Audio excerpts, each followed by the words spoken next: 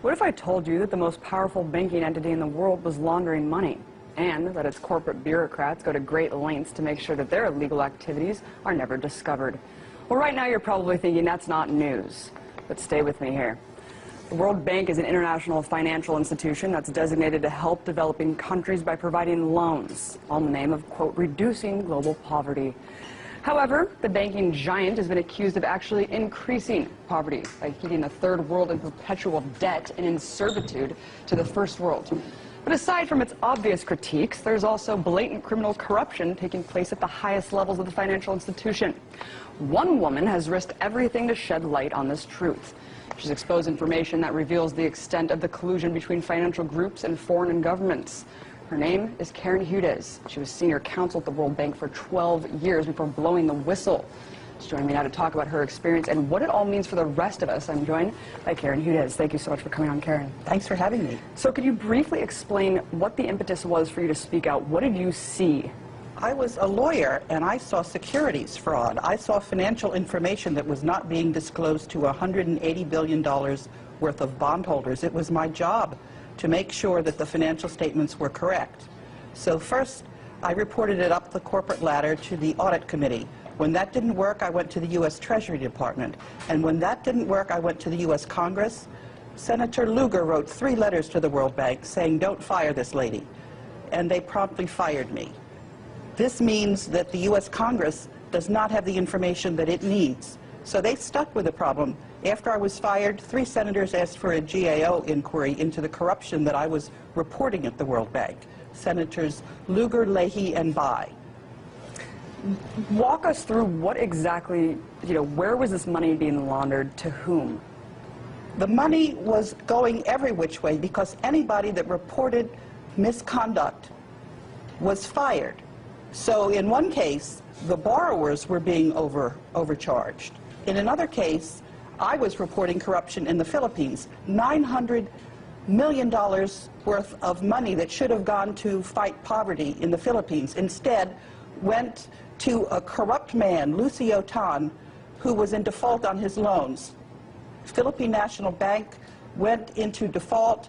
There was a run on the bank. Philippine National, the investment company tried to bail out the bank for $500 million, and then the board was lied to. And my story is about trying to uncover the cover-up. The cover-up went all the way to Congress, and then it went to 188 ministers of finance. So this is corruption in the entire world, and until it's set straight, what we're going to have is we're going to have a currency war. So you think that this was just a microcosm of what's happening across the entire institution? You just saw one aspect of this kind of laundering. It wasn't just me. There's a group of World Bank whistleblowers. There's one of us from the United Kingdom. There's one of us from Mexico. There's one of us from India. There's one of us from Ethiopia. And we're all reporting the same thing, corruption from top to bottom of that institution. The money's going every which way, but where it needs to go to fight poverty. And so you said that you were kind of stifled. You went to the government, and then you had a couple senators on your side, congresspeople. What of the corporate press? You said that you continuously tried to go to them with this story to cover it, and you were shunned as well. Absolutely, and the reason why I found out, it's because the corporate press is owned by one mega conglomerate. All of the financial institutions in the world, just about, are part of this scheme to rip off everybody, every single citizen on this planet. That's what I'm talking about. And it's not just my idea. There was a very accurate report on this from the Federal Institute of Technology in Zurich, Switzerland. 3 mathematicians looked at accurate corporate data on 43,000 transnational companies, and they reported that through very clever interlocking corporate directors, these groups managed to grab 10 times the power than they otherwise had in their finances. So they own 40% of the assets of all of the companies traded on the capital markets of the world, and they own 60% of the earnings for every year. This means that the central banks for the world are issuing paper money with absolutely no accountability to the people who are using this money. And pretty soon, in a matter of weeks probably, the whole system is going to come to a screeching halt with something called gold backwardation. Well, let's back up a little bit because, I mean, basically there's no oversight over these institutions. Aside from laundering money, plainly, they're also laundering money offshore, hidden in these bank accounts, offshore bank accounts. I want to talk about how much power the banking system really has over geopolitics. I mean, you just broke down that all of these people are kind of interlocking. Would you say that they control the government as well? Absolutely. What I have documented is state capture. I tried to have information go to the voters before the presidential elections because Robert Zellick was Mitt Romney's National Security Transition Planning Chief. CBS wouldn't report it. If the voters don't know who they're voting for, I asked CBS to have a question on international corruption. They figured the American public didn't need to know. So if the public doesn't know what's really going on, then you don't have a democracy, and that's what we're talking about. Can you name any names of who you think are the real power players here? Because I know that, you know, if a little bit of digging can really reveal who these people are that are kind of pulling the strings here. What you need to do is you need to look at the ownership of these corporations. They're the ones that we hear about all the time. Goldman Sachs. Yeah. You were talking about Bank of America. They are actually all one bank. That's what happened when we saw the LIBOR crisis. These institutions are one big conglomerate that think they control the world, and they think they're above the law, and they're not.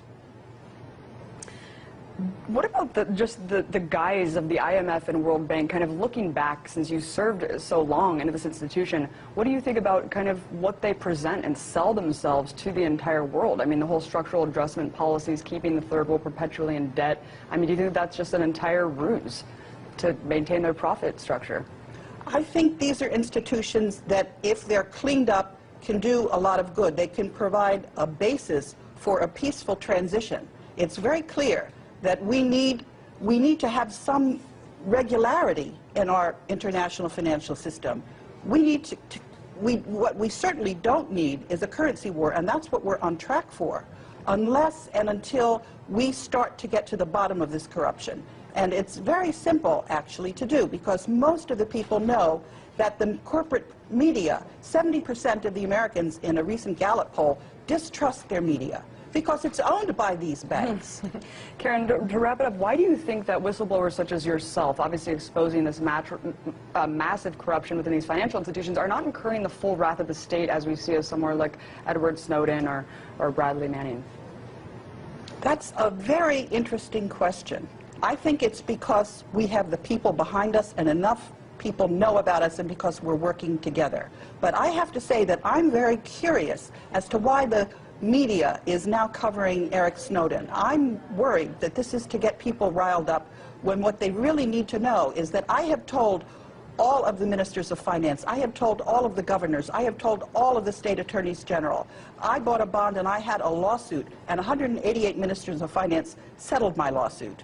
It's Eric Holder who's holding up the settlement of my case. Well, I won't deny that we have some criminals in the government. Karen, thank you so much for coming on. We'll definitely be following your case and covering it as it develops.